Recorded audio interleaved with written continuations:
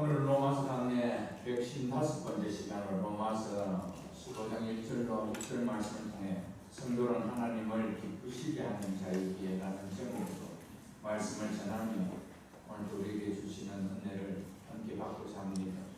오늘부터 로마서 15장이 시작되었습니다. 로마서 강의도 어느덧 마지막 부분을 향해 나아가고 있습니다. 15장은 세 부분의 내용으로 나누어질 수 있는 내용입니다.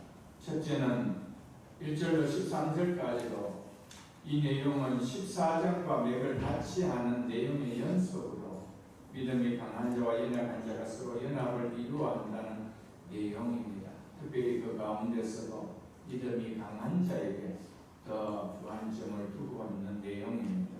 둘째는 14절로 21절로 바울 자신이 그들의 복음을 어떻게 전했는지에 대한 내용이며 22절로 세 번째로 22절로 23절까지로 바울 자신이 마음속에 품고 있는 선교의 포부를 설명하고 있는 내용입니다. 오늘은 먼저 15장 1절로 13절 가운데서도 앞부분인 1절로 6절 말씀을 살펴보고 다음 시간에 7절로 13절을 살펴보고자 합니다. 오늘 본문은 우리에게 이렇게 시작되고 있습니다. 15장 1절입니다. 믿음이 강한 우리는 마땅히 믿음이 약한 자의 약점을 담당하고, 여기서 약점이라는 연약한 부분을 말합니다. 연약한 부분을 담당하고 자기를 기쁘게 하지 아니할 것이다. 믿음이 강한 우리라며 바울은 자신을 믿음이 강한 자들 가운데 포함시켜 말하고 있습니다. 그러면서 바울은 자신들이 믿음이 강한 자들이라고 여기는 자들은 마땅히 해야 할 일이 있다라고 말합니다. 그것이 무엇이라고 말합니까? 믿음의 강함을 사용해서 약한 자들의 연약함을 담당해야 한다. 이것을 말해주고 있습니다. 이것이 믿음이 강한 자들이라고 여기는 자들이 마땅히 해야 할 일이라 라며 바울은 그렇게 15장을 시작하고 있습니다. 믿음이 강한 자와 약한 자를 나누는 기준이 있다면 뭘까요? 뭘 기준으로 해서 믿음이 강하다, 믿음이 연약하다 이렇게 생각할 수 있을까요? 나 주관일까요? 자기를 기쁘게 하려는 삶이 아니라면, 즉 다르게 말해서 하나님을 기쁘게 하는 삶이라면 그것이 믿음이 강한 자라고 바울은 말해주고 있습니다. 그래서 믿음이 강한 우리는 마땅히 자기를 기쁘게 하지 아니할 것이다, 이렇게 말하고 있습니다. 여러분과 저는, 우리는 어떻습니까? 나는 어떻게 있을까입니까? 자기를 기쁘게 하기를 우선 두고 있습니까? 하나님을 기쁘게 하기를 우선 두고 있습니까? 그렇다면 자기는 어디에 속했다라는 것이 알 것입니다. 사람과 모임 앞에서는 믿음이 강한 자라고 드러내고 싶은데 삶 속에서는 항상 하나님보다 내가 우선입니다. 하나님 기쁘게 하기보다 내가 나를 기쁘게 하기를 살아가길 원합니다. 이것을 통하여 믿음이 강한 자와 약한 자를 바울은 구분해주고 있으면 우리에게 말해주고 있습니다.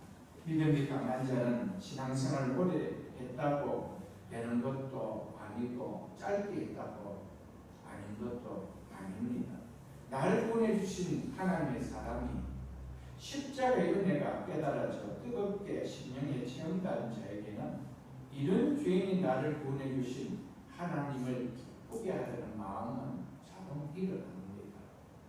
그렇기 때문에 하나님의 사랑과 십자가의 은혜가 누려지는 만큼 나는 나를 기쁘게 하게 살 것인가, 하나님을 기쁘게 하게 살 것인가, 이게 구분되어지는 것이죠.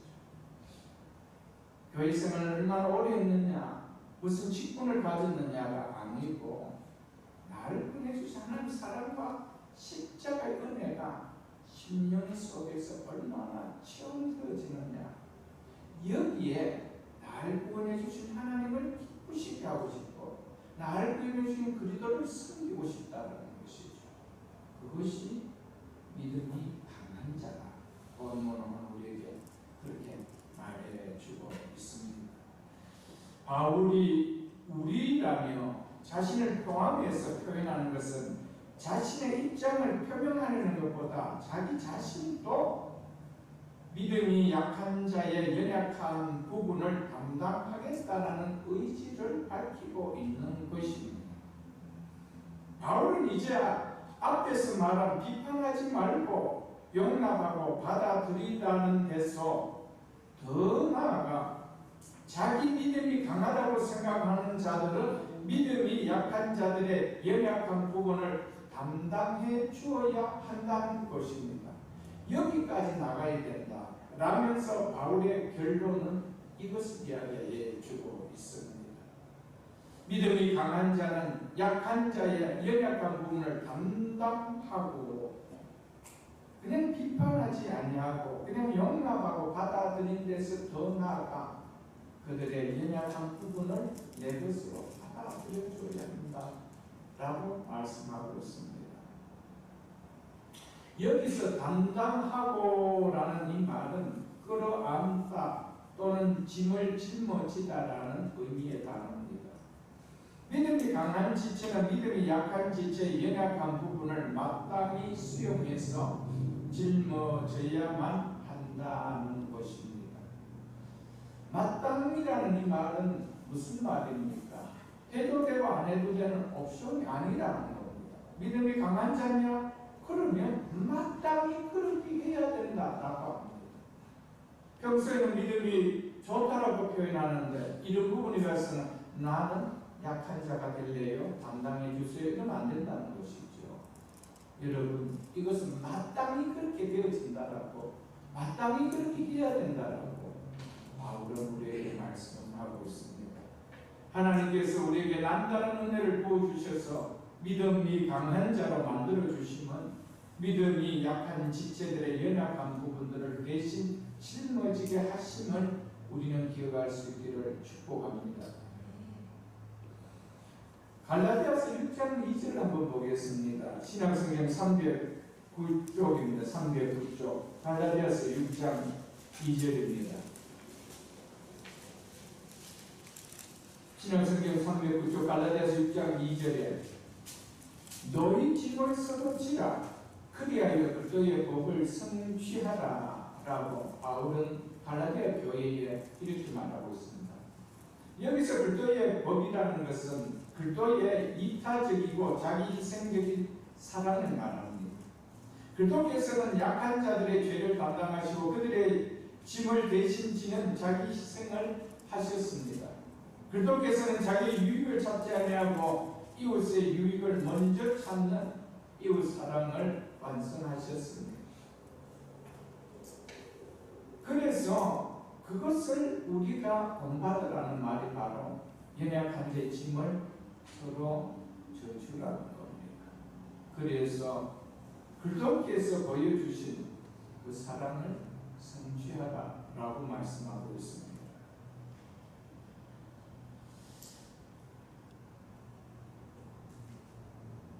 이에 비추어 볼 때 바울이 믿음이 강한 지체들에게 하라라고 공면하고 있는 것은 연약한 지체들이 지고 있는 짐을 사랑으로 기꺼이 대신 짊어져야 된다는 겁니다. 그것이 바로 그리스도의 복을 성취하라. 그리스도께서 행하신 사랑, 그것을 너희가 닮아야 된다라는 것을 말해주고 있습니다. 신앙생활의 본질적인 문제가 아니라 비본질적인 문제라면 어떤 우리의 차이가 있을 것입니다. 캐릭터의 차이도 있을 것이고 성품에서 나오는 차이도 있을 것이고 여러 가지 차이가 있을 것입니다. 신앙생활의 본질이 아니라면 믿음이 강한 사람은 약한 사람을 사랑으로 받아주어야 한다라는 것이 바울이 우리에게 주는 메시지입니다. 믿음이 강한 지체가 연약한 지체의 연약한 부분을 담당할 때는 반드시 사랑 안에서 행하여야 된다. 그래서 하는 말이 너희 짐을 써붙이라. 그리하여 그리스도의 법을 성취하라 라고 말씀하였던 것이었습니다. 사랑은 그리스도의 법을 성취하는 열쇠라고 바울은 우리에게 말씀해 주고 있음을 우리가 기억할 수 있기를 바랍니다. 내 문제만 해도 힘드는데 다른 지체의 연약한 부분을 짊어져 주라. 이것은 결코 쉬운 말은 아닙니다. 우리는 다 누군가 나를 이렇게 해주면 좋지라는 위치에 서고 싶지. 내가 그들의 문제까지 안고 그들의 삶을 내가 함께 해준다는 것은 결코 쉬운 일은 아닙니다. 그럼에도 불구하고 믿음의 강한 자들은 당연히 그렇게 해야 된다라고 성경은 말씀하고 있습니다. 때로는 성경은 우리에게 능동적으로 그렇게 하라고 권할 때가 참 많습니다. 때로는 우리가 피하고 싶은 것까지도 그렇게 하라고 할 때가 참 많습니다. 그런데 시간이 지나보면 그 순종이 우리에게 복이라는 것을 깨닫게 되어진다는 것이죠. 사랑하는 성도 여러분, 이것은 아무나 할 수 있는 것이 아니기에 바울이 오늘 누구에게 권면합니까? 믿음이 강한 자들은 마땅히 그렇게 이야기하고 있습니다. 오늘 이 말씀 듣고 나는 이제부터 믿음이 강한 자가 아닌데 이렇게 하시더라고요. 나는 어린아이 같은 믿음이 없고 그렇게 머리 띄고 그렇게 할래요. 저보다. 그럼 목사도 어린아이 같은 왜 다 해야 되고 그럼 누가 누구를 챙겨줄 수 있을까요? 그것은 교회가 될 수가 없겠지. 여러분에게 묻겠습니다. 믿음이 강한 자입니까? 가면이 있는 것같습니다.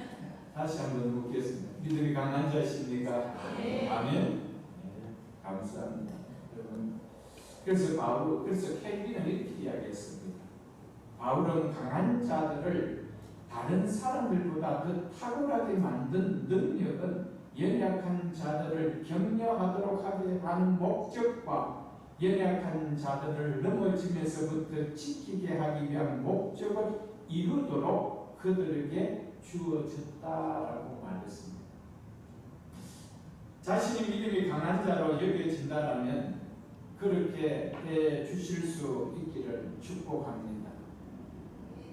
바울은 강한 자들은 다른 사람보다 더 탁월하게 만든 능력을 하나님은 주셨다라고 이야기하고 있습니다.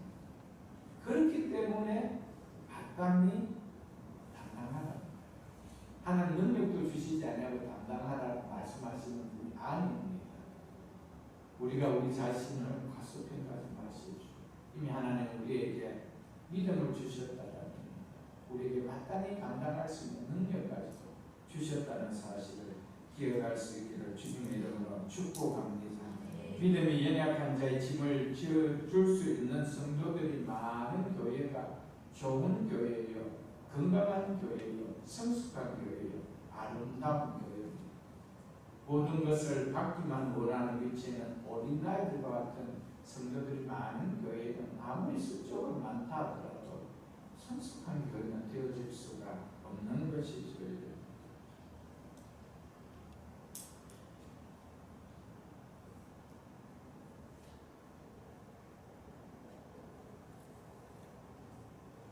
사랑하는 성도 여러분, 여러분 각자에게 한번 자문해 보십시오. 새벽기술교회는 나와 같은 지체들이 많으면 좋은 교회라 여겨집니까? 나와 같은 사람들이 많으면 좋지 않은 교회로 여겨집니까? 그게 여러분의 현 믿음의 주소입니다. 새벽기술교회는 나 같은 사람이 많으면 성숙한 교회일까요? 어린아이 같은 교회가 될까요? 그것이 여러분 현 믿음의 주소입니다. 여러분은 나 같은 사람만은 성숙한 교회라고 여겨지는 쪽에 서지기를 원합니까? 나 같은 사람만은요 어린아이와 같은 교회들이 많은 교회가 될 것이라 그렇게 여겨지십니까? 여러분 어떤 교회로 만들어 가시기를 원합니까? 믿음은 자랍니다.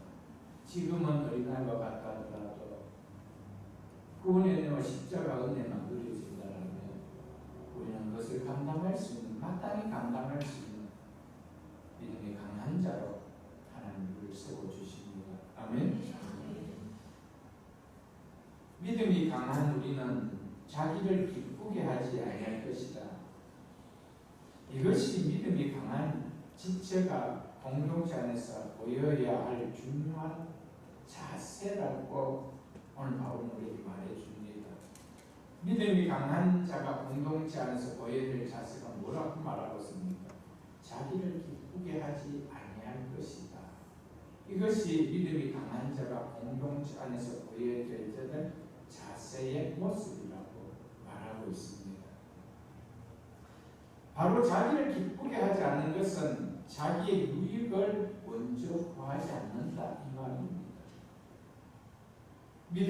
만약 믿음이 강한 지체가 연약한 지체에 대해서 자기 입장만을 고수한다면 연약한 지체는 시험에 들고 낙심하게 되어질 것입니다.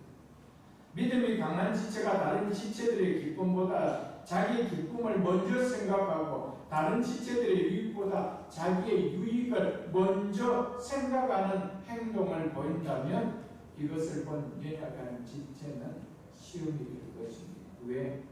믿음이 좋다라고 여겼는데 라는 생각 때문입니다. 믿음이 강한 성도가 연약한 성도를 세워주기를 힘쓰기보다 자신의 믿음을 자랑하는 것으로 여겨지게 된다면, 그렇게 연약한 성도에게 비춰지게 된다면 그는 은혜를 받기보다 그분을 통하여 시험에 들기가 더 쉽다라는 이 말입니다. 그래서 신학자 더글라스는 자기를 기쁘게 하는 것은 자기의 기독교적 해방감을 이기적으로 이용하는 것이다 라고 말했습니다. 하나님이 주신 은혜를 이기적으로 이용하는 거예요. 이 말씀에 조금이라도 공감할 수 있기를 바랍니다. 성도는 그들을 섬기는 자입니다. 성도는 그들의 몸인 교회를 섬기는 자입니다. 결코 자기를 위해서 존재하는 자가 아니라는 것을 성경은 우리에게 클리어하게 말합니다. 우리를 가리켜서 그들을 섬기는 자라고 이야기하고 있습니다. 성도는 자기를 기쁘게 하는 존재가 되어질 수가 없습니다. 그래서 그들을 섬기고 그들의 몸을 섬기기 때문에 나를 먼저 돌아보고 나를 먼저 생각할 수가 없는 존재가 그도입니다. 특별히 믿음이 강한 자라고 생각하는 자는 그 사실을 반드시 기억해야 된다. 이것을 오늘 본문을 통하여 우리에게 말씀해 주고 있다는 것입니다. 성도는 그리스도를 또는 하나님을 기쁘시게 하는 것이 존재 이유요 목적인 것을 기억해야 됩니다. 종교와 신앙의 차이를 구분하는 여러 기준이 있을 수 있습니다. 중요한 부분이 있다라면 종교는 자기를 위해서 활동합니다. 자기를 위해서 활동합니다. 그래서 자기가 만족이 되지 않으면 이 교회 저 교회 전전합니다. 뭐 할 때까지? 만족을 줄 때까지. 그런데 어디에도 그렇게 만족을 줄 수 있는 교회는 지상교회는 없습니다. 종교 활동에는 항상 자기가 주인공입니다. 그래서 내가 만족해야 됩니다. 내 가정이 만족해야 됩니다. 내 문제가 만족돼야 됩니다. 이게 교회가 해결해 줘야 된다라고 얘기합니다. 그것은 종교 활동입니다. 이건 종교입니다. 그래서 종교는 우상을 만듭니다. 무엇을 위해서? 자기를 위해서. 하나님을 그렇게 섬기십니다. 그래서 성경은 너희는 그리스도를 섬기는 자다. 아멘. 이게 그들의 정체성이다. 이게 신앙인이다. 성도는 종교인이 아니요. 성도는 신앙인입니다. 아멘. 신앙은 날 보내주신 그분을 위해서 생활하는 것. 그게 신앙입니다. 종교와 신앙은 자기를 기쁘게 하기 위해서 사느냐 아니면 날 보내주신 그분을 기쁘시기 위해서 사느냐로 구분되어집니다. 자기를 위해서 사느냐 아니면 주님을 위해서 사느냐 이것으로 구분되어지죠. 그래서 신앙은 무엇을 하느냐를 말하는 것이 아니라 무엇을 위해서 사느냐를 말해주고 있습니다. 여러분은 무엇을 위해서 살고 있습니까? 무엇을 하느냐가 아니요, 무엇을 위해서 사느냐. 이게 신앙입니다. 사랑하는 성도 여러분, 아무쪼록 우리 공동체 안에서는 한 사람도 종교인으로 머무는 자 없기를 축복합니다. 모두가 신앙인으로 살아갈 수 있기를 주의 이름으로 축복합니다.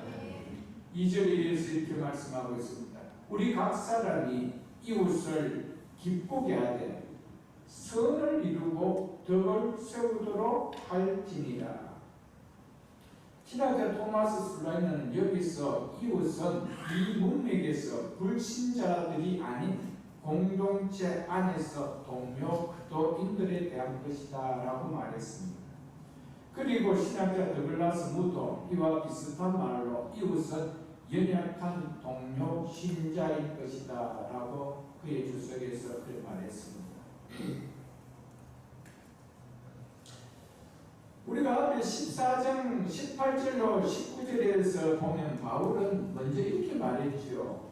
이로써 그리스도를 섬기는 자는 하나님을 기쁘시게 하며 사람에게도 칭찬을 받는다. 이러므로 우리가 화평의 일과 서로 덕을 세우는 일을 힘쓰나니 라고 했습니다. 그런데 바울은 오늘 본문인 15장 2절에서는 우리 각 사람이 이웃을 기쁘게 하되 라며 선을 이루고 덕을 세우도록 할지라 라고 하고 있습니다. 뒤에는 같은 말인데 앞에만 다르죠. 앞에는 하나님을 기쁘시게 하며 오늘 본문은 우리 각 사람이 이웃을 기쁘게 하되 이렇게 하고 있습니다. 믿는 성도가 공동체 생활에서 하나님을 기쁘시게 하는 것이 뭐라고 하는지를 말해주고 있는 것입니다. 특별히 믿음이 강한 우리 각 사람이 이웃을, 즉 연약한 동료 지체들을 기쁘게 하는 것이라고 말씀하고 있음을 우리는 볼 수 있어야 합니다. 그래서 그것을 통하여 선을 이루고 덕을 세우도록 하는 것이다 라고 말씀하고 있죠. 하나님을 기쁘시게 하는 일이 곧 약한 지체들의 연약함을 담당함으로 그들을 기쁘게 하는 것, 그것이 곧 하나님을 기쁘시게 하는 것이다. 그것이 곧 그들을 섬기는 것이다. 그것이 곧 그들의 몸인 교회를 섬기는 것이라고 바울은 말하고 있음을 우리는 본문을 통해 볼 수 있기를 주의 이름으로 축복합니다. 이 말씀은 단순히 연약한 지체들의 기분을 맞춰줘라 그 이야기가 아닙니다. 감정이 상했으니 기분을 좀 맞춰주라 그런 개념을 이야기하고 있는 것이 아닙니다. 연약한 지체들이 원하는 말을 무조건 들어주라, 이것이 그들을 기쁘게 해주라 이런 말이 아니라는 겁니다. 연약한 지체의 믿음을 세워주는 일에 유익이 되는 일이라면 자기를 희생하고서라도 그렇게 해주라는 겁니다. 무엇을 해준다라면 믿음을 세워주는 일에 유익이 된다라면 자기를 희생해서라도 그렇게 해주라는 것입니다. 우리 각 사람이 이웃을 기쁘게 하되라는 이 말은 1절 하반절에 자기를 기쁘게 하지 아니할 것이라는 말씀과 함께 믿음이 강한 지체가 공동체를 위해서 어떤 모습으로 생활해야 될지를 말해주고 있죠. 그것은 자신의 기쁨에만 매몰되는 생활이 되어서는 안 된다. 다른 지체들의 기쁨을, 특별히 연약한 지체들의 기쁨을 신중하게 생각하는 생활이 되어야 한다라는 것을 말해줍니다. 즉 자기보다 다른 지체들을 먼저 생각해주는 생활을 하라라는 겁니다. 그래서 우리 각 사람이 연약한 지체들을 기쁘게 하되라는 이 말은 바로 앞에 나오는 자기를 기쁘게 하지 아니할 것이며 라를 받아들이는 말씀이거든요. 쉬운 이야기는 아니죠, 여러분. 우리가 공동체에서 함께 생활하다 보면 내가 낳은 자녀들까지도 성격이 다르고 또 행동이 다른데 그 아이를 내 자녀들 품어주기가 어려운데 다 큰 어른의 캐릭터도 달라요. 성품도 달라요. 자랑도 달라요. 생각하고 다르고 사상도 다르고 모든 것이 다른데 그걸 받아준다는 것은 쉽지 않아요. 그래서 신앙생활은 좁은 길이다. 모든 사람들이 다 갈 수 있는 길이 아니에요. 그래서 특별히 믿음이 강한 자, 믿음이 강한 우리는 마땅히 그렇게 이야기하고 있다는 사실입니다. 그런데 어려운 일이기 때문에 할 때 하나님 은혜가 있고 하나님 복이 있다는 것이죠. 모든 사람이 다 할 수 있는 거라면 주는 우리에게 그렇게 하라고 권면하지 않습니다. 여기에 특별한 은혜와 복이 주어지지 않는다는 거예요. 하나님 우리에게 그렇게 하라고 말씀하는 이유가 없다는 것이죠. 아무쪼록 사랑하는 성도들, 믿음이 강한 자로 있다는 것은 복 중의 복이요, 축복 중의 축복이에요.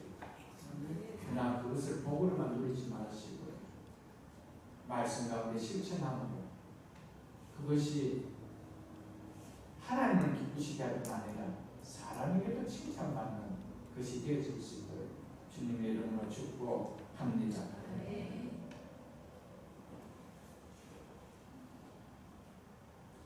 그래서 신학자 드글라스문은 바울이 연약한 동료 신자를 이웃이라는 용어를 사용한 것에 대해서 이렇게 얘기했습니다.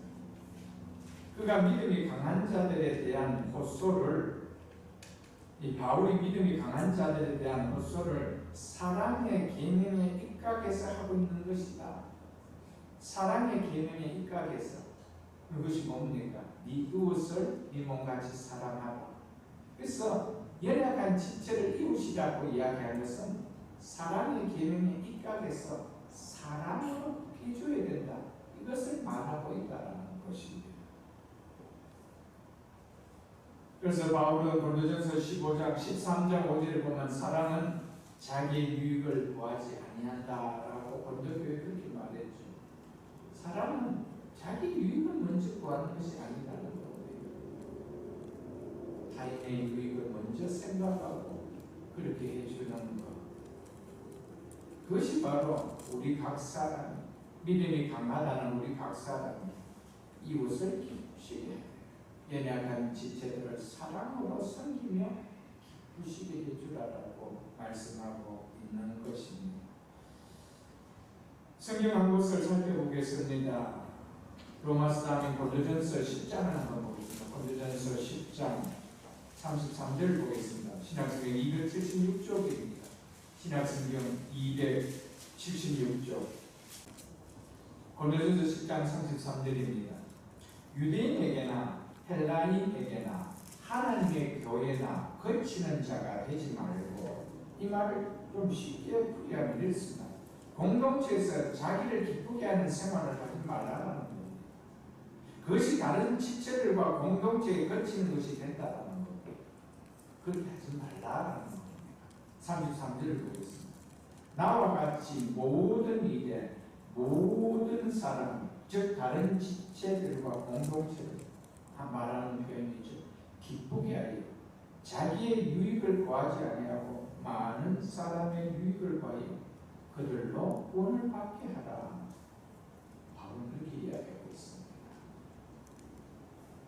뭐를 먼저 생각해 줘야 연약한 지체가 믿음으로 든든히 설 수 있도록 그들을 먼저 생각해 주라. 교회가 복음답게 복음을 전할 수 있도록 주의 공동체 속에 그치는 자로 살지 말라라고 말하고 있습니다. 바울은 이렇게 이야기하고 있습니다. 모든 사람, 참 나와 같이 모든 일에 모든 사람을 기쁘게 하고 나와 같이 바울은 그렇게 살아가는 것이죠. 참 이런 말씀을 붙들고 설교한 목사는 참 힘듭니다. 나와 같이. 여러분, 리더자 그래서 힘드는 거예요. 구역장들도 마찬가지고 장로님도 마찬가지고 교회 직분자들도 마찬가지입니다. 나와 같이. 집사님도 그렇게 하셨지요. 성경이 그렇게 살아보시죠. 정말 힘들지 않을겠어요. 왜? 완전할 수가 없어요. 8 중에 9을 자기가 하나 잘못하면 하나 잘못한 것이 9을 다 덮어버리고 아무것도 안 한 사람같이 느껴지게 되는 것이 우리 인간이기 때문에 그렇습니다. 그렇기 때문에 우리는 더욱더 조심하면서 사람에게 칭찬받으려고 하나님을 기쁘시게 하는 건 아니라 사람에게도 칭찬받으려고 행할 수 있는 우리가 될 수 있기를 주의 이름으로 축복합니다. 바울이 공동체의 지체들의 기쁨을 위하여 자신의 유익을 구하지 않는 것처럼 우리 믿음이 강한 성도도 공동체 연약한 지체들에 대해서 그렇게 할 수 있기를 한 번 더 주님의 이름으로 축복드립니다. 이런 공동체가 주님이 기뻐하시는 아름다운 공동체가 아니 될 수가 있겠습니까? 주님이 기뻐하시는 아름다운 공동체, 교회의 머리 되시고 주인 되시는 그분이 이 공동체 속에 지체들에게 은혜와 복을 주시지 않겠습니까? 여러분?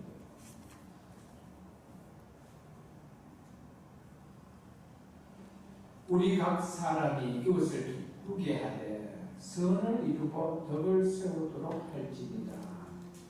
믿음이 강한 자가 연약한 자를 기쁘게 하는 목적이 뭐라고 말하고 있습니까? 선을 이루고 덕을 세우기 위함이라고 말하고 있죠. 이는 믿음이 강한 성도가 늘 염두에 두어야 될 점임을 우리는 기억해야 됩니다. 공동체 지체들을, 특별히 연약한 지체를 기쁘게 하는 것이 선을 이루고 덕을 세우는 것이라고 오늘 바울은 우리에게 말해주고 있습니다. 여기서 선을 이루고가 담고 있는 의미에 대해서 신학자 존 머레이는 자신을 위함이 아니라 남을 생각하는 행위를 말한다라고 말했습니다. 보다 쉽게 표현한다면 믿음이 약한 자의 연약함을 담당해 주는 것이 바로 선을 이루는 것이라는 것입니다. 다른 지체에게 믿음을 세우는 데 유익이 되도록 하는 것이 선을 이루는 것이라는 말입니다. 이 일에 자신을 희생하는 사람이 없이는 어렵다는 것이 바울의 이야기입니다. 그래서 우리 각 사람이 연약한 지체들을 가리켜 이웃이라고 그렇게 표현했던 것이었습니다. 왜? 이웃을 내 몸과 같이 사랑하라고 하신 주님의 계명이기 때문이죠.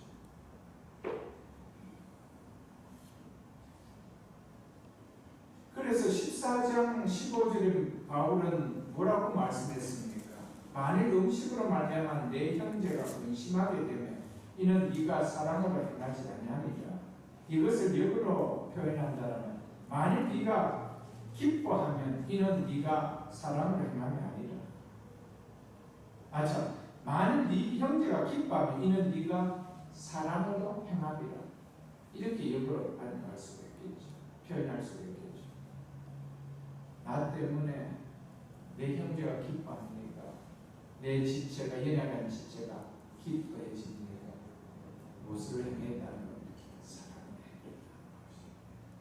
사랑은 항상 따뜻함이 느껴져요. 사랑은 항상 온기가 느껴지죠. 사랑은 항상 감사가 표현되지 나옵니다. 사랑은 그래서 아름다운 거 아니겠어요? 자신이 충분히 누릴 수 있는 시간과 삶과 선택과 물질, 이 모든 것의 자유의 권리를 공동체의 지체를 위해서 자기가 사용하지 않고 내려놓는 것은 그렇게 쉬운 일이 아닙니다. 나보다 다른 사람을, 다른 지체의 유익을 먼저 생각하지 않고는 그렇게 할 수가 없는 것이죠. 그렇기 때문에 그렇게 하는 자를 가리켜서 바울은 나와 같이 믿음이 강한 자다. 그래서 믿음이 강한 우리는 라고 바울은 그렇게 표현을 했던 것이었습니다. 사랑하는 성도 여러분, 우리가 이렇게 할 수 있다면 우리의 믿음의 수준은 바울과 같다는 거죠.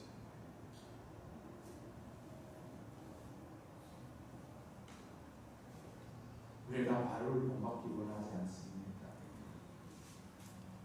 바울은 그래서 나와 같이 이 모든 일에 모든 사람을 기쁘게 하여 자기 유익을 구하지 아니하고 많은 사람의 유익을 구하여 그들로 구원을 받게 하라. 그들의 믿음을 세워주라. 그들의 믿음이 견고하게 설 수 있도록 그렇게 도와주라 라고 말하고 있는 것입니다. 그렇기 때문에 믿음이 강한 자에게 임하는 은혜와 축복을 남다릅니다. 이 땅에서도 남다르지만 바울이 하나님 나라에서 받는 그 복이 얼마나 클까요? 우리가 같을까요? 결코 같지 않습니다. 사랑하는 성도 여러분, 우리의 적은 성도, 나의 유익을 내려놓고 우리 공동체의 유익을 생각하고 나의 유익을 먼저 생각하지 않고 왜냐하면 지체들을 먼저 생각하면 우리는 말과 같은 은혜와 복을 누리는 자가 될 수 있습니다. 이 일에 힘들지만 힘쓸 수 있는 모두가 다 될 수 있기를 주로 축복합니다. 그리고 덕을 세우도록 이 말씀이 담고 있는 의미는 믿음의 성장을 촉진케 하도록 도우는 행위를 가리킵니다. 지체들의 영적 유익을 위하도록 이런 의미입니다. 지체들이 영적으로 든든하게 설 수 있도록 도와줘야 한다는 이런 의미가 바로 덕을 세우도록이라는 말입니다. 그래서 덕을 세우도록 할지니다를 공동 번역에서는 그 믿음을 북돋아 주어야 합니다라고 그렇게 번역이 났습니다. 믿음이 연약한 자들의 믿음을 북돋아 주어야 합니다라고 덕을 세우도록 할지라를 이렇게 번역해 놨다는 것이죠. 의미로 번역한 것이죠. 연약한 지체들이 영적으로 든든히 설 수 있도록 믿음으로 더 견고하게 설 수 있도록 넘어지지 않고 설 수 있도록 해줘야 한다는 겁니다. 바울은 자신의 믿음이 강한 것 때문에 기뻐할 수 있는 것을 양보하면서까지 믿음이 약한 지체들을 배려하고 그의 연약한 부분을 담당하도록 교회 공동체를 유익되게 세우는 것을 마땅한 일이라고 가르치고 있습니다. 오늘 1절에 보면 믿음이 강한 우리가 마땅한 일이라고 하고 있습니다. 우리는 이 말씀 앞에 얼마나 무릎이 꿇어집니까? 고개가 숙여집니까? 제 자신부터 그랬습니다. 목사이지만 이 말씀을 준비하면서 제 자신부터 머리가 숙여요. 이것이 마땅한데, 이것이 마땅한데 우리는 마땅한 것을 지금까지 마땅하게 하지 못했습니다. 이 말씀 앞에서 우리가 좀 더 겸해진다면 우리 공동체는 더 나은 공동체로 가질 수 있지 않을까요? 우리가 무엇을 한 가지 했다라면 그것을 내가 인정받고 싶고 내가 드러나고 싶다라면 그것을 자칫하면 연약한 자에게 도리어 시험되게 되어지기 때문에 우리의 모습이 그렇게 왔든지 돌아오고 항상 머리가 숙여져요. 사랑하는 성도 여러분, 우리 모두는 다 믿음이 강한 자인 줄 믿습니다. 그렇다면 이것은 억지로 가면 마땅히 해야 될 것입니다. 말씀을 통하여 받을 수 있는 우리가 될 수 있기를 주님의 이름으로 축복합니다. 3절을 보겠습니다. 왜냐함이라는 접속사가 인간입니다. 왜냐하면 이 말은 믿음이 강한 자가 자기를 기쁘게 하지 아니하고 공동체의 다른 지체들을 기쁘게 해야 할 이유를 설명해 주고 있습니다. 그 이유가 뭔지 보십시오. 그리스도께서 자기를 기쁘게 하지 아니하셨나니 기록된 바 주를 비방하는 자들의 비방이 내게 미쳤나이다 함과 같으니라. 그렇기 때문이다 라고 말하고 있는 것입니다. 여기서 주는 하나님을 가리키는 표현이며 내는 예수 그리스도를 가리키는 표현입니다. 자기를 기쁘게 아니하는 삶을 그리스도께서 친히 본으로 우리에게 보여주셨기 때문이라면 바울은 그리스도를 본받기를 들어서 우리에게 자기를 기쁘게 하지 아니하고 다른 연약한 지체들을 기쁘게 해줘야 된다. 너희들 그래야 될 이유가 바로 우리가 본받고 우리가 섬겨야 될 그리스도께서 그렇게 하셨기 때문이다. 이렇게 말씀하고 있다는 것입니다. 그리스도가 십자가에 죽으신 것은 자기의 유익을 위해서가 아니었습니다. 다른 사람의 유익을 위한 것이면 특히 죄인들인 우리를 위해서 그렇게 하신 것이었습니다. 우리는 왜 자신이 아닌 지체들을 기쁘게 해줘야 하는가?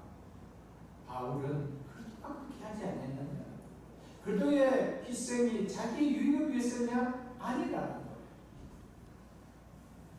연약하기 짝이 없는 죄인인 우리를 위해서 그렇게 해주셨다는 거예요. 누구를 위해서? 나를 위해서 그렇게 해주셨다는 거예요. 그렇기에 우리가 나를 기쁘게 하지 아니하고 다른 지체들을 기쁘게 해야 될 이유가 여기 있다라고 바울은 말하고 있는 것입니다.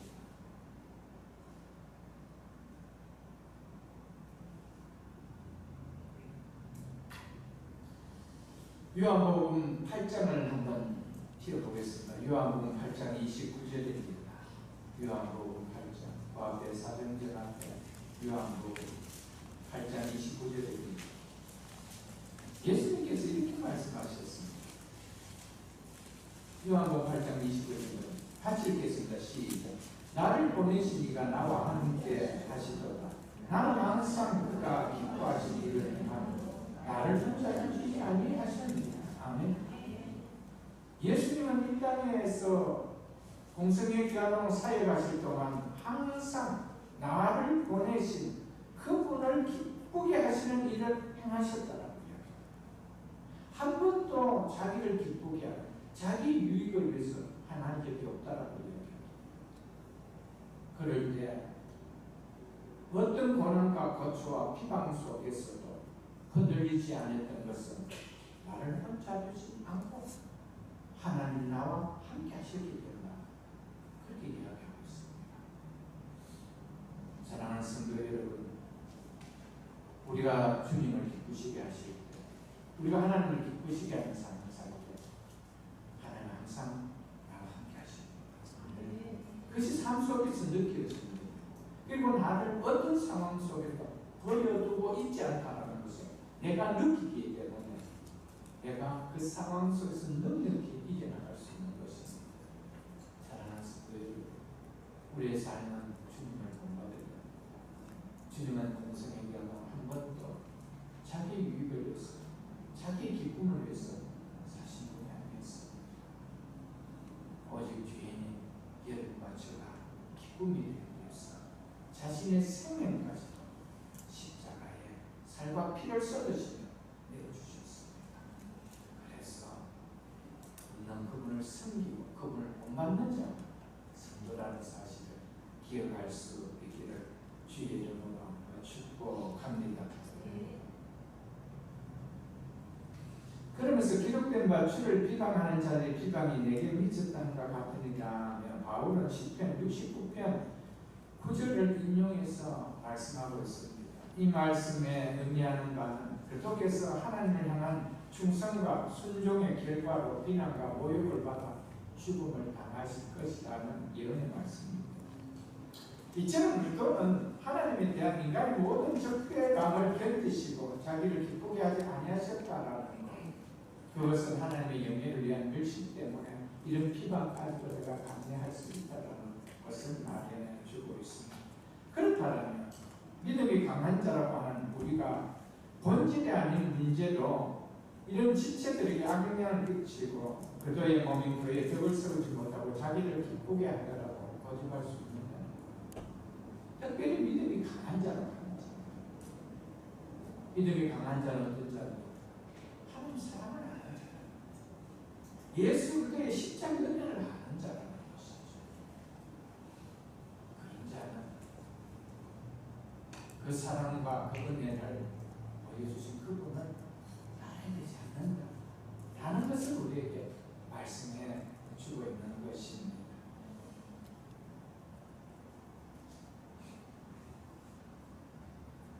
사절을 보겠습니다. 4절도 왜냐면이라는 가르라는 접속사로 시작되고 있습니다. 왜냐하면 이것은 성경에 호소한 이유를 말하는 것으로서 바울이 시편 69편 9절의 인용이 타당함을 하나님이 의도하신 성경의 목적을 들어서 입증해 주고자 왜냐면이라고 지금 하고 있는 것입니다. 왜냐하면 무엇이든지 전에 기록된 바는 우리의 교훈을 위하여 기록된 것이니 우리도 그 앞에 이것은이라고 달라하고 넣는 것이 좋습니다. 이것은 우리로 하여금 인내로 또는 성경의 위로로 소망을 가지게 합니다. 그렇기 때문이라고 말씀하고 있는 것이죠. 4절은 3절에서 인용된 시편 69편 9절이 어떻게 그들에게 적용되었는지 더 설명하기 원해서가 아닙니다. 시편 69편 9절을 인용하여 그들에게 적용한 목적이 바로 성도들을 교훈하고 가르치기 위한 것임을 바울이 말하고자 하기 위해서 왜냐하면이라고 이어져 말했던 것이었습니다. 무엇이든지 전에 기록된 바는 이것이 뭡니까? 1차적으로 앞서 인용한 시편 69편 9절에 그리스도에 관한 예언의 말씀이겠죠. 그러나 그것을 포함한 하나님의 말씀이 구약 성경 전체를 지금 이야기하고 있습니다. 무엇이든지 전에 기록된 바는 성경을 말하죠. 그것은 우리의 교훈을 위하여 기록된 것이니라고 말씀했습니다. 그래서 바울은 전에 기록된 구약의 말씀에 인용해서 이것이 우리에게 교훈이 되도록 그 말씀을 가지고 너희들은 너희를 기쁘게 하는 자가 아니라 마땅히 연약한 자들을 기쁘게 해야 된다라는 것을 교훈하기 위해서 그렇게 했다라고 말씀하고 있는 것입니다. 성경은 과거와 현재 그리고 장래의 모든 성도들을 교훈하기 위하여 기록되어졌습니다. 그래서 우리가 잘 아는 디모데후서 3장 16절에 보면 모든 성경은 하나님의 감동으로 된 것으로 교훈과 책망과 바르게 하고 의로 교육하기에 유익하나니라고 바울은 사랑하는 디모데에게 그렇게 말했습니다. 성경에 기록된 모든 내용은 우리에게 무엇인가를 교훈하고 교육하기 위한 것임을 우리는 기억해야 합니다. 그러므로 성경을 통하여 교훈과 교육을 받기를 싫어한다면 그 인생의 결말은 불보듯 뻔할 것입니다. 우리가 어디에서 바른 교훈을 받을 수가 있고 우리가 어디에서 바른 교육을 또한 받을 수가 있겠습니까? 성경보다 바른 교육이 있고 성경보다 바른 교훈이 있을까요? 없습니다. 그런데 믿는다는 우리가 성경의 교훈을 받기를 싫어한다. 그 인생은 어떨까요? 잠언을 한번 보겠습니다. 잠언 13장 13절을 보겠습니다. 구약성경 924쪽입니다. 구약성경 924쪽입니다.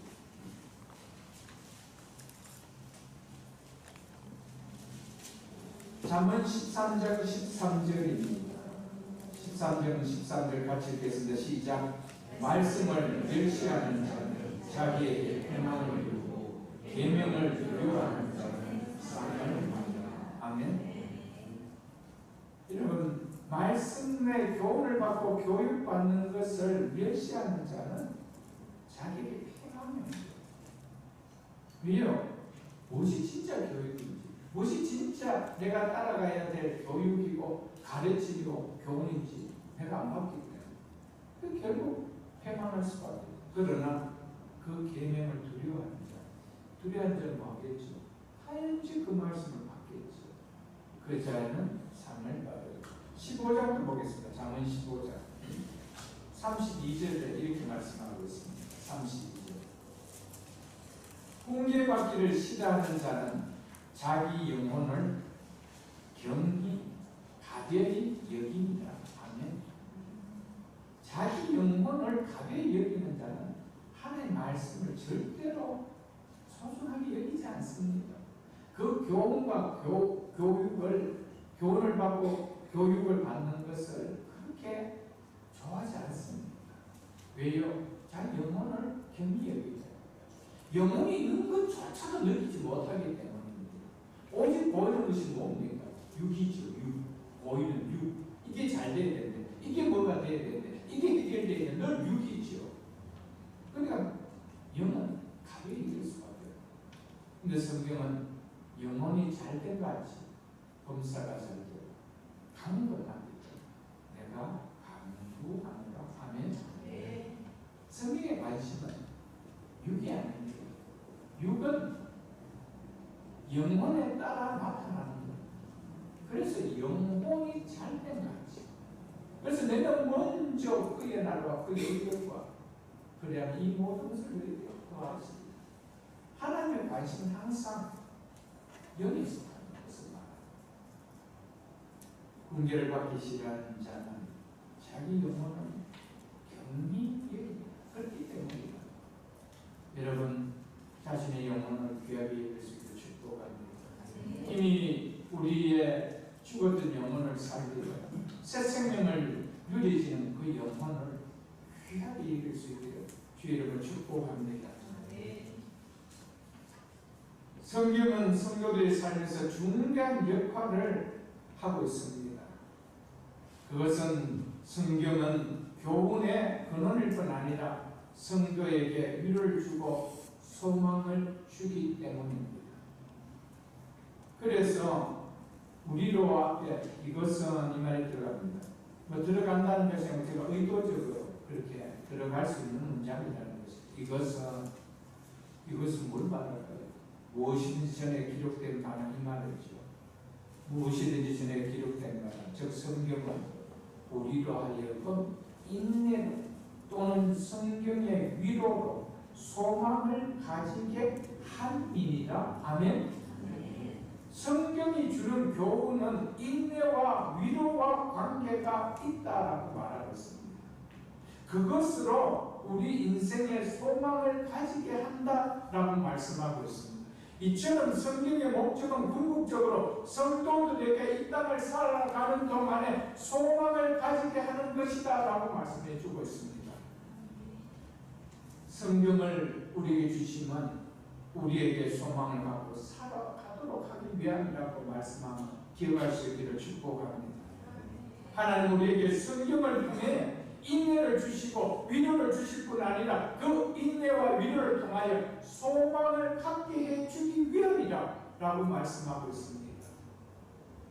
그런데 성경의 위로, 그래서 성경의 위로로 소망을 가지고 여러분 성경을 통하여 위로를 받습니까? 하나님의 말씀을 통하여 우리 인생을 살아가면서 위로를 받습니까? 그 자리에 소망이 있습니다.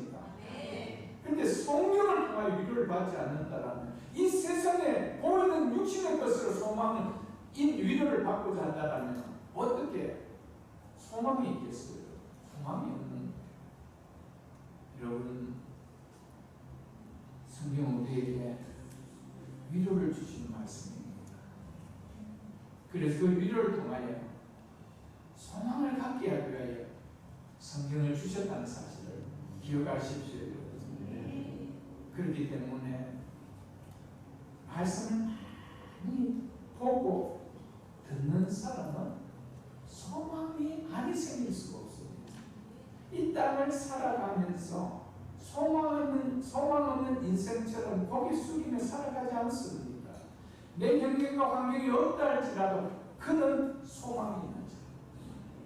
그러나 말씀을 보지 않고 말씀을 듣지 않으면 진정한 위로와 소망이 거기에서 오는데 모든 것은 어디에서 위로와 소망을 받으려고 합니까? 육신의 것을.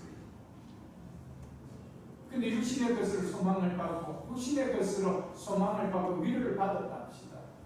근데 그것은 일시적이죠.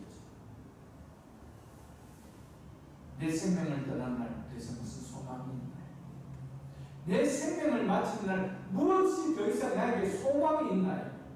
소망 없는 거예요. 왜? 내 모든 소망은 육신의 것으로 채워요. 이제 육신이 끝나는데 무슨 소망이 있나요? 성경은 진정한 위로와 진정한 소망을 줍니다. 그리 된 초대교회 성도는 카타콤 속에서 위로를 받았고요. 카타콤 속에서도 소망을 갖고 살았습니다. 왜 그럴까요? 성경 말씀을 들었기 때문에. 아멘. 이 소망은 궁극적으로 장차 천국에서 영원히 누릴 위대한 영생에 대한 소망을 알려주고 있습니다. 그래서 8장을 한번 보겠습니다. 로마서 8장을 보겠습니다. 8장 18절 이렇게 말씀하고 있습니다.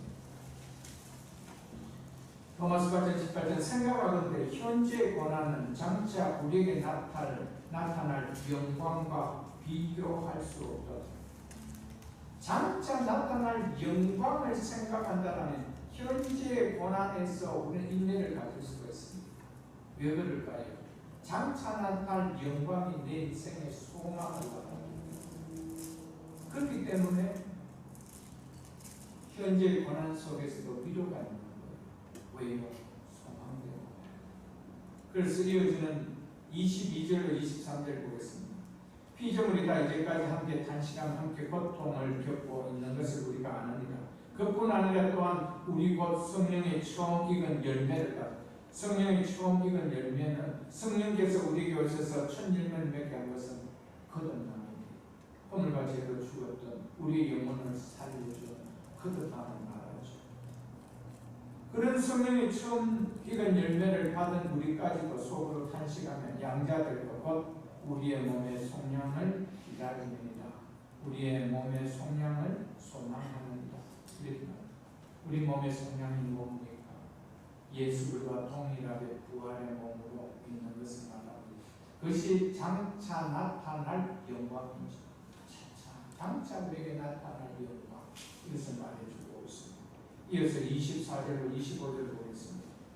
우리가 소망으로 구원을 얻었으며 보이는 소망이 아니 보이는 것을 누가 바라며 누가 소망하며 만일 우리가 보이지 못하는 것을 바라며 즉 소망하며 참으로 기다릴지니라. 참으로 기다리지 인내하며 기다린다.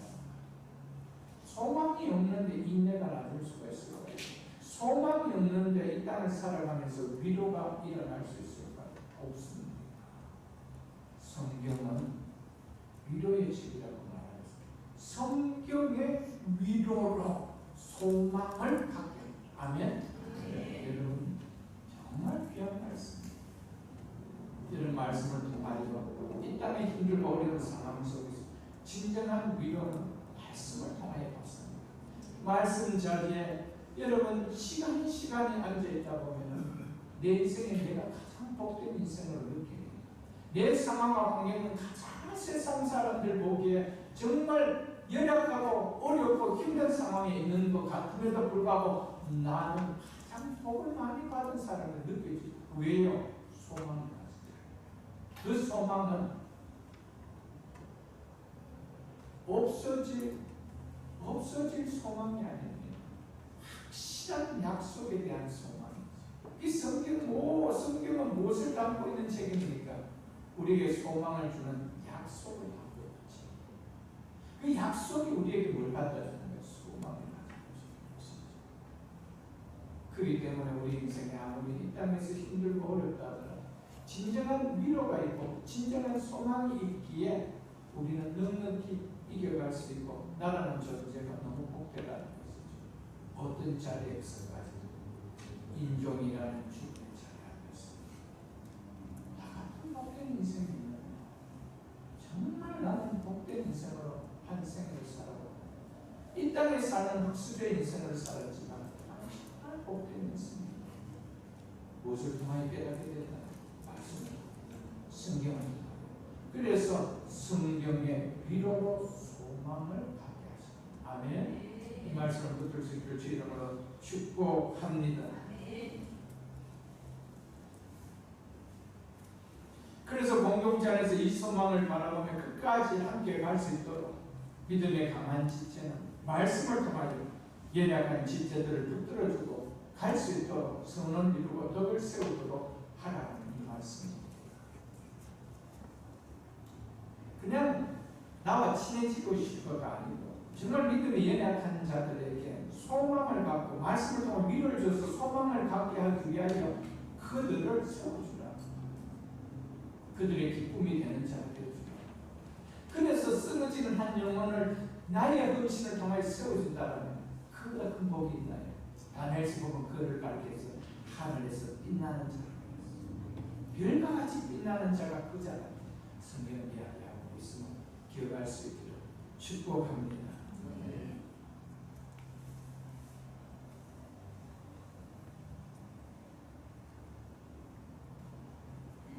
바울은 소망을 위해서 인내와 성경의 위로가 반드시 필요하다고 말합니다. 인내와 성경의 위로가 소망과 밀접한 영광을 맺고 있다는 것은 인내가 영광스러운 영생으로 가는 과정에 반드시 있어야 할 요소이기 때문입니다. 그리고 성경의 위로는 그러한 소망을 얻을 수 있도록 확신을 주기 때문입니다. 성경이 왜 우리에게 위로를 줍니까? 확신 때문에. 확신이 없다면 어떻게 소망이 있을 수가 있나요? 없습니다. 그런데 성경은 우리에게 확신을 가져다 줘. 너무나 뚜렷한 확신을 가져다 줘. 그러니까 위로가 있습니다. 그러니까 인내할 수 있는 것이죠. 성경이 말하는 인내는 단순히 참는 것을 말하는 것이 아닙니다. 모든 것이 하늘과의 선을 이룬다는 하나님의 약속을 바라보며 나아가는 겁니다. 약속이 확실한 약속, 그 확신에서 오는 거예요. 그 약속을 바라보면 확신이 있기 때문에 나아가는 것이죠. 그래서 우리는 시련과 고난 속에서 흔들리지 않고 묵묵히 신앙의 목적을 지켜나가는 겁니다. 그러려면 믿음의 강한 자가 약한 자들의 연약한 점을 돌봐주는 인내가 또한 믿음이 강한 자에게 있어야 되겠죠. 믿음이 강한 자에게 인내가 없이 믿음이 연약한 자를 돌봐줄 수 있을까요? 세워줄 수 있을까요? 없습니다. 이것 또한 우리가 배울 수 있어야 됩니다. 소망을 얻을 수 있도록 성경을 통하여 확신을 갖게 하지 못한다면 힘든 세상에 살면서 광야 같은 이 나그네 인생길에서 우리가 어찌 위로가 있을 수 있겠습니까? 하나님께서 현재와 미래의 성도들에게 영생을 보장해 주시고 확신해 주시기 때문에 우리에게 너무나 분명한 위로가 있다는 것입니다. 이 확신을 성경이 주기에 바울은 오늘 성경을 가지고 성경의 위로라고 말씀하고 있습니다. 요한일서 5장을 한번 보겠습니다. 393쪽입니다. 신약성경 393쪽 요한일서 5장 13절입니다. 요한일서 5장 13절 이렇게 말씀하고 있습니다. 같이 읽었으면 좋겠습니다. 찾았으면 같이 읽겠습니다. 요한일서 5장 13절입니다. 시작. 내가 하나님의 아들의 이름을 믿는 너희에게 이것을 쓰는 것은 너희로 하여금 너희에게 영생이 있음을 알게 하려 합니다. 아멘. 요한이 요한일서를 지금 쓰고 있는 목적을 이야기하고 있습니다. 내가 요한일서를 지금 쓰고 있는 이유가 뭐냐? 너희로 하여금 너희에게 영생이 있음을 알게 하라. 아멘. 그런데 이 성경을 보면서 이런 확신이 아니 들을 수가 있느냐? 그런데 우리에게 무엇이 일어나냐? 위로가 되는 거야. 내가 이 땅에서 좀 힘들고 이렇게 살지만 나에겐 영생이다. 난 영생을 가진다. 조만간 이 생을 가지면 현재의 고난과 비교할 수 없는, 좋게 비교할 수 없는 영원한 영광이 나에게 기다린다. 이게 오지 않아. 성경은 확신을 줍니다. 성경은 긴가민가한 이야기를 하고 있죠. 옛날 옛적에 이런 이야기가 없습니다. 그래서 성경은 보면 반드시 나를 이야기하고 있습니다. 통일의 이야기가 아니라는 것입니다. 여러분, 성경을 우리가 확신을 준다는 사실을 기억하십시오. 요한복음 10장 28절에도 사도 요한은 동일하게 요한일서와 같이 내가 그들에게 영생을 주노니 영원히 멸망하지 않을 것이고 또 그들을 내 손에서 빼앗을 자가 없느니라. 주님이 하신 말씀을 친히 기록하고 있는 것입니다. 내가 그들에게 영생을 줬는데, 내가 우리에게 영생을 줬는데, 내가 너희들에게 영생을 줬는데 영원히 멸망하지 않을 것이고 너희를 내 손에서 빼앗을 자가 있느냐? 없다라는 것. 성경은 확신을 주시죠. 아멘. 이것이 위로라는 것입니다.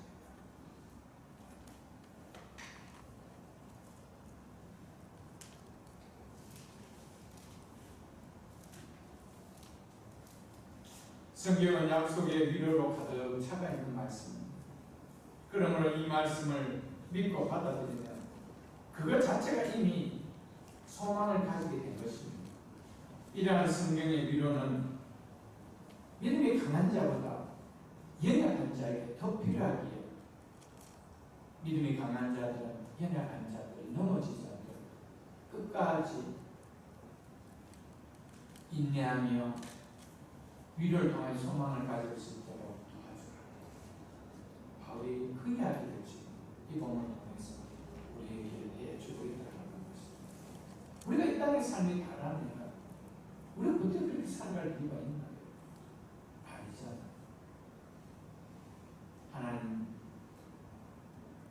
하나님께서는 불에 닦아오셨는 우리를 자기의 유익을 위해서 우리의 유익을 위해서 연약한 죄인들인 우리의 유익을 위해서 모든 일생을 감당해 주셨습니다.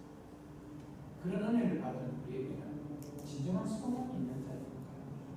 그렇다면 연약한 가운데서 이 소망을 갖지 못하고 조그만 문제 앞에서 흔들리고 넘어지는 자를 그들을 어떤 수를 쓰더라 붙들어주라. 우리를 희생하더라도 붙들어주라. 그제에 주는 복이 적을까? 왜요? 우리는 장차 나타날 영광이 있는 그 나라에 가리고 그 나라에는 평등하지 않는 나라입니다. 구원은 평등하게 받았지만 구원 받은 자의 행함으로 누리는 복은 다르다. 여러분, 우리가 그걸 가려서가 아니고 하나님 받은 은혜를 행함으로 드러냈는데 하나님 그것을 기억해 주신다는 사실입니다. 이 믿음을 가지시고 우리 공동체에 끝까지 하나 될 수 있도록 힘써 주시는 믿음이 강한 여러분을 될 수 있도록 주의 이름으로 축복합니다. 5절과 6절을 보고 말씀을 맺겠습니다. 이제 인내와 위로의 하나님이 너희로 즉 우리로 그리스도 예수를 본받아 서로 뜻이 같게 하여 주사 한 마음과 한 입으로 하나님 곧 우리 주 예수 그리스도의 아버지께 영광을 돌리게 하노라. 아멘. 그렇게 하시기를 내가 원하노라 라며 이것은 지금 바울의 기도입니다. 이 말씀은 바울 자신이 마음의 소원을 로마 교회 성도들에게 밝히고 있는 것입니다. 그래서 이런 신학자들은 이 말씀은 바울의 기도를 보고 있습니다. 5절에서 이제 인내와 위로의 하나님이라며 바울은 앞에서 언급한 인내와 성경의 위로의 근원이 어디에 있는지를 밝혀주고 있습니다. 그것이 어디에 있다라고 이야기합니까? 인내와 위로의 하나님이라면 하나님이라고 말씀해 주고 있는 것입니다. 바울이 하나님을 인내와 위로의 하나님이라고 표현한 것은 하나님이 인내와 위로를 주시는 분임을 분명하게 말씀해 주고 있는 것입니다. 하나님은 그의 성령을 통하여 우리 마음에 인내와 위로를 부어주십니다. 그래서 켈빈은 하나님만이 인내와 위로를 지으신 분임을 의심할 여지가 없다. 그는 그 둘을 그의 영으로 우리 마음에 전하시며 그러면서도 그의 말씀을 그 수단으로 삼으시기 때문이다 라고 그의 주석에서 그렇게 말했습니다. 바울은 4절에서 성경의 위로라라며 위로가 성경에서 왔다라고 말했습니다. 그런데 5절에서는 위로의 하나님이라면 위로는 하나님께 속한 것이라고 말하고 있습니다. 이처럼 위로가 성경에서 나오는 동시에 또한 바울은 하나님에게서 나왔다라고 말해주고 있습니다. 왜냐하면 성경이 곧 하나님의 말씀이기 때문이며 또한 하나님은 성경을 통하여 일하시는 분이기 때문이라는 것입니다. 성경은 하나님의 영원한 말씀이자 살아있는 영원한 말씀입니다. 그래서 하나님이 그분의 위로를 우리에게 주시는 것은 성경이라는 수단을 통해서 위로하신다는 것입니다. 그런데 우리가 성경을 보지 않고 성경을 듣지 않는다. 그래서 목사와 강단에서 뭘 전합니까? 말씀을 전합니다. 그런데 그 말씀에서 위로가 없습니다. 그 말씀에서 위로를 얻고 한 주간을 힘있게 붙들고 가는 힘이 안 생기는 거예요. 다른 이야기 했다면 모르겠지. 성경을 펼쳐서 성경을 얘기하고 있다. 여러분 귀를 닫고 있지 않는 이상, 마음이 돌짝밭처럼 굳어져 있지 않는 이상 한 주간을 살아갈 수 있는 위로를 받는 거예요. 힘을 받습니다. 그래서 우리가 살아가는 거 아닐까요? 이제 인내로 위로의 하나님이 너희로 오늘 우리에게 말씀한다. 우리로 그리스도 예수를 본받아 서로 뜻이 같게 하여 주사라고 하고 있습니다. 이것이 교회 공동체가 하나 되는 길임을 바울은 말해주고 있습니다. 그리스도 예수를 본받아 서로 뜻을 같게 하여. 그리스도 예수를 본받는다는 말은 바로 그리스도의 그리스도의 뜻을 따라라는 이런 의미입니다. 본문에서 구체적으로 그것은 무엇이라고 말해주냐면 3절에서 그리스도께서 자기를 기쁘게 하지 아니하셨다라는 것을 1차적으로 말해주고 있습니다. 우리는 그 본을 본받아야 한다는 것입니다. 그것을 본받지 않는 이상 교회는 연합될 수가 없고 일치될 수가 없다라는 겁니다. 예수님께서 친히 약한 우리의 연약함을 담당하신 것이 무엇인지 몸으로 우리에게 친히 보여주셨습니다. 그러므로 성경은 그리스도를 섬기는 자에게 그리스도를 본받아 약한 자의 연약함을 담당하여 주는 자가 되어야 한다는 것입니다. 사랑하는 성도 여러분 각자에게 믿음 이외에 강한 부분이 뭐가 있습니까? 다른 사람보다 물질에 강하십니까? 다른 사람보다 건강에 강하십니까? 배움에 강하십니까? 남들이 가지 못한 달란트를 가진 강함이 있습니까? 연약한 자를 돌봐라. 나 한 사람 누려라는 것이 아닙니다. 공동체 연약한 자가 아니라 돌보라는 겁니다. 하나님께서 왜 요셉을 통하여 그 가뭄의 해에 가뭄을 해결할 수 있는 곡간을 마련해 주시고 풍성한 곡간을 넣어주셨습니다. 곡물을 넣어주셨습니다. 혼자 잘 먹고 잘 살아요? 아니요. 열방을 살리라. 사랑하는 성도 여러분, 하나님께서 새벽이슬 교회를 여러 면에서 많이 축복해 주셨습니다. 그 축복한 것은 우리 교회 혼자 잘 되라 아니오시다. 연약한 교회를 돌보라. 연약한 교회를 섬기라. 어렵고 힘든 선교사들을 섬기라. 어려운 목회자를 섬기라. 믿으시면 됩니다. 여러분 주신 것은 나무라고 주시고 여러분에게 강함이 뭐가 있습니까? 그 강함을 연약한 자들을 위해서 베푸는 손길 될 수 있기를 축복합니다. 베푸는 삶이 될 수 있기를 주 이름으로 축복합니다.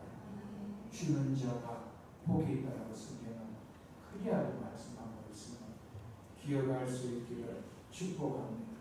그래도 새벽이슬 교회가 여기까지 오면서 크게 물질 어려움을 했습니다.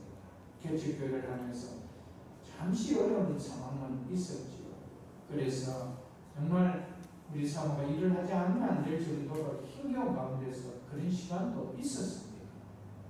그렇다고 해서 지금 뭐 잘 산다 그런 말은 절대 아닙니다. 그래도 지금 어느 정도 숨을 쉴 수 있을 만큼 그렇게 되어지고 있습니다. 새벽기술 교회가 이만큼 성장할 수 있었던 것은 교회가 힘든 가운데서도 베푸는 교회로 출발했기 때문에 저는 그렇습니다. 어려운 가운데서도 말씀을 믿고 주는 자가 복이 있다라고 하니 주는 교회가 되어야 되겠다라는 그 마음을 갖고 있었습니다. 한 번도 우리 교회에 영육간의 목간을 받은 적이 없었습니다. 매년 예산을 세울 때 팬데믹 기간까지도 예산을 초월했습니다. 그런 은혜를 주셨습니다.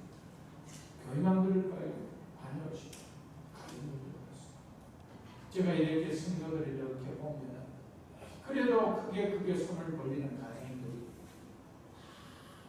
그만하게 그 많이 손을 벌릴 수 있을 만큼 그 고가들을 채워주는 것을 목사가 볼 수 있었던 것이었습니다. 성경 전체적인 진리입니다. 절대적인 진리입니다. 여러분, 연약한 자를 여러분의 강한 부분이 있다면 그것이 무엇이 되었든 간에 펼 수 있기를 주님의 이름으로 축복드립니다.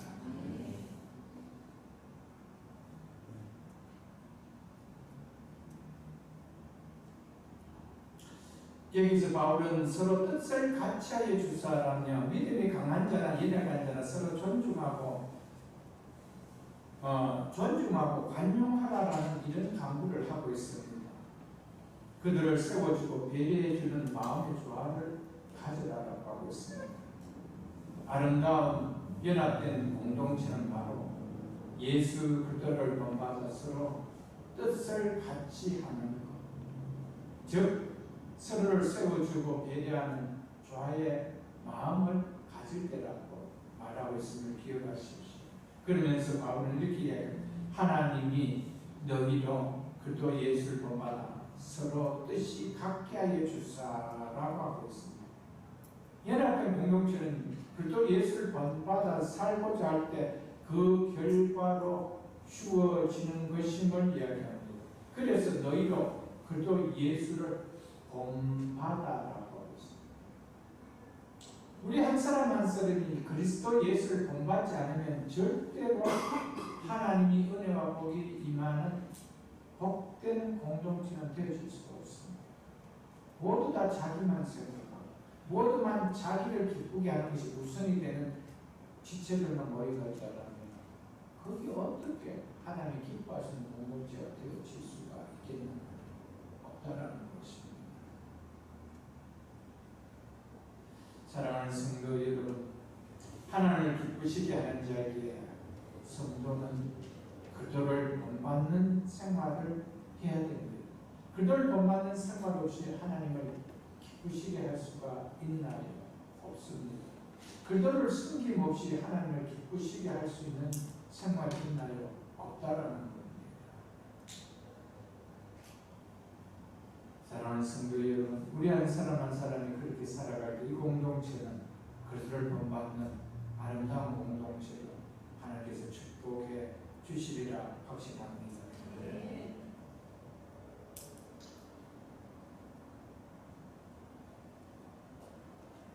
그래서 6절에 이렇게 말씀하고 있죠. 한 마음과 한 입으로 하나님과 우리 주 예수 그리스도 아버지께 영광을 돌리게 하노라, 즉 하시기를 원하노라. 이렇게 바울은 기도하고 있습니다. 한 마음과 한 입으로 공동체 그리스도 안에서 하나로 연합을 이루라는 뜻입니다. 한 입이라는 것은 하나의 일치된 고백을 이야기합니다. 우리는 예배 때마다 하나의 일치된 신앙을 고백하고 있는 자들입니다. 그 고백과 우리의 삶이 같아야 된다는 거예요. 그게 참된 고백이라는 것입니다. 마음에 일어나는 고백, 영혼에서 일어나는 고백은 삶과 일치를 하지만 입술의 고백은 삶과 분리가 되는 겁니다. 그렇기 때문에 우리 모두는 한 입으로 한 신앙을 고백하는 자들입니다. 그렇다면 한 몸을 이루어야 된다는 것입니다. 그래서 교회는 이제 우리가 다음 주일날 성찬 예식을 우리하지 않습니까? 성찬 예식은 많은 의미가 있지만 그중에 중요한 의미가 하나가 모든 집체는 그 안에서 한 형제라는 것을 드러내는, 한 패밀리라는 것을 드러내는. 그래서 한 떡을 먹고 한 잔을 마시는, 한 식탁에서 한 떡을 먹고 한 잔을 마시는 한 식구라는, 한 권속이라는. 근데 그 권속이 찢어지고 꺾고 갈라진다는 것입니다. 그 말이 한 마음과 한 입으로 하나님과 우리 주 예수 아버지의 영광을 돌리게 하노라라고 하고 있습니다. 바울의 강구하는 핵심이 뭡니까? 교회 공동체 집체들 연합을 이루며 하나 되게 하는 것이라고 말해주고 있습니다. 여기서 특징적인 것은 하나님이 교회의 하나됨을 허락하실 것을 바울이 강구하고 있습니다. 그래서 하나님이 서로의 뜻을 갖게 하여 주사 이렇게 이야기하고 있습니다. 하나님이 그렇게 해주셔야 된다. 그 말은 무슨 말이냐면 우리가 이런 기도를 드리는 공동체가 되어야 된다는 겁니다. 어떤 공동체? 예수 그리스도를 본받아 서로 뜻을 갖게 하여 달라는 기도가 있는 교회가 되어야 된다는 겁니다. 왜요? 하나님이 주시기 때문에. 하나님이 허락해 주세요. 우리가 만드는 것이 아니기 때문에. 여러분 정말 기도가 있다라면, 이런 기도가 있다라면 우리 공동체의 삶 속에서 내가 그렇게 한 마음과 한 입으로 하나님께 영광 돌리는 삶을 살려고 생활하지 않겠습니까? 왜? 내가 기도하고 있는 자, 그 기도가 이루어지기를 원하고 있는 자, 지금 그것을 우리에게 보여주고 있습니다. 사랑하는 성도 여러분, 여러분과 저는, 우리 모두는 열심히 힘쓰는 것도 중요하지만 우리가 기도할 때마다 하나님 기뻐하시는 게 예수 그리스도를 본받는 교회 되게 하옵소서. 연약한 자나 강한 자나 모두가 그리스도를 본받는 교회 되게 하옵소서. 이런 기도가 있기를 주 이름으로 축복합니다. 마지막으로 이렇게 이야기합니다. 하나님과 우리 주 예수 그리스도 아버지께 영광을 돌리게 하려 하노라. 아멘.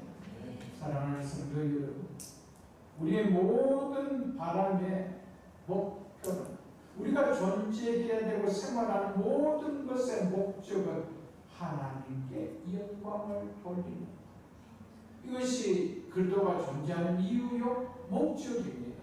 그리고 그리스도의 지체들이 모인 교회가 존재해야 될 목적입니다. 그런데 교회가 한 마음과 한 입으로 하나님께 영광을 돌리지 못한다면 그것이 어찌 교회다운 교회가 되어질 수가 있겠습니까?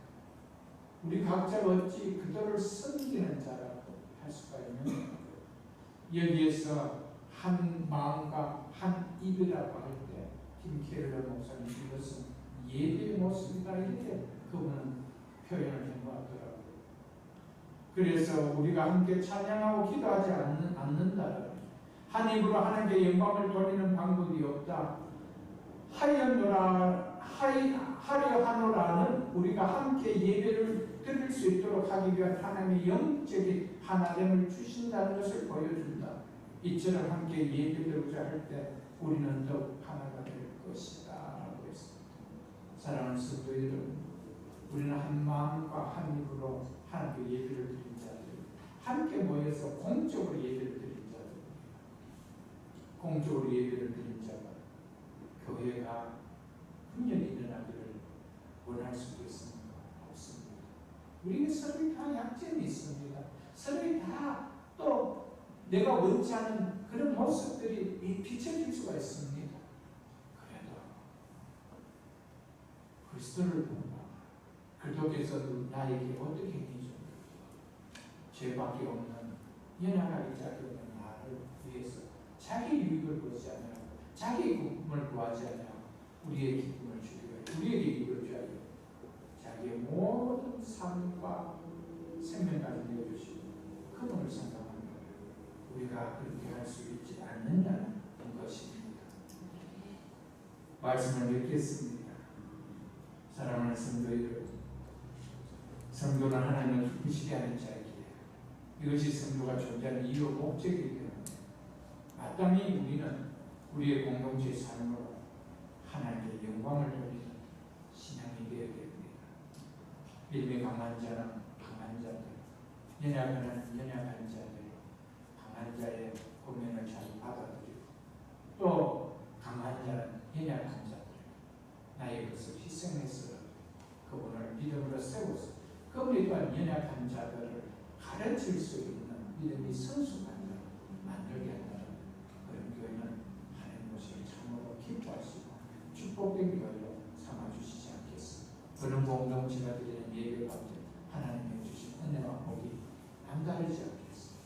우리 남은 인생 속에 교회에 대한 마음을 새롭게 하며 남은 인생 속에 하나님의 영광을 돌리는 것이 우리의 목적이요 존재 이은 것을 알고 살아갈 수 있는 우리 모두가 다 될 수 있게 주의 이름으로 축복합니다.